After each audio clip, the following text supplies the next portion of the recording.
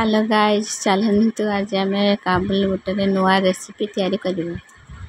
प्रथमे बुट को सिझे नबा। देखंतु बुट हमर भल भाव रे सिझी गलानी। मु ताको छाणी नउची। तापरे हळदी ऐड करिबा, लंका गुंड, लूण, जीरा गुंड, तापरे बेसन दे देबा। हल्का सोरिष तेल ऐड करिबा।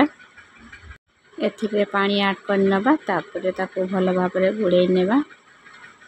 देखंतु हमर केते सुंदर गुड़े हे जाईची। कढ़ाई रो तेल गरम करि नेबा। देखंतु तेल भल भाव रे गरम हे गलानी। एथिरे गुटे गुटे करी छाणी नेबा। देखंतु गुटे पट हे गलानी। एबे ताको उल्टी नेबा। भल भाव रे हे गलानी। एबे ताको छाणी नेबा। देखंतु केते सुंदर कलर आसी जाईची। याको गोटे प्लेट को काढी नेबा।